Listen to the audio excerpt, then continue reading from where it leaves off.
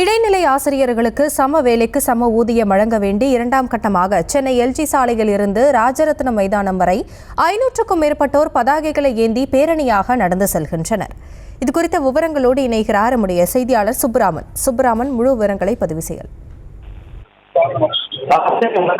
இடைநிலை பணிமுப்பு இடைநிலை ஆசிரியர்களுக்கு சமதைக்கு சம ஊதியம் வழங்க வேண்டி இரண்டாம் கட்டமாக எழும்பூர் சாலையிலிருந்து வரை பேரணி நடைபெற்றது. இந்த பேரணியில் 50க்கும் மேற்பட்ட ஆசிரியர் தமிழ்நாடு முழுவதிலிருந்து கலந்து கொண்டிருக்கிறார்கள்.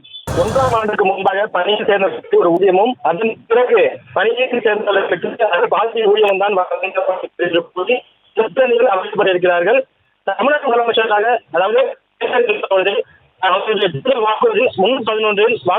இடைநிலை ஆசிரியர்களுக்கு சம வேலைக்கு சம ஊதியம் வேண்டி ராஜரத்னம் மைதானத்தில் 500க்கும் மேற்பட்டோர் பேரணியாக வரக்கூடிய அந்த காட்சிகளை பார்த்து வருகிறோம். பதாகைகளை ஏந்தி அவர்கள் பேரணியாக அங்கு சென்று கொண்டிருக்கிறார்கள். விவரங்களை வழங்கியமைக்கு நன்றி.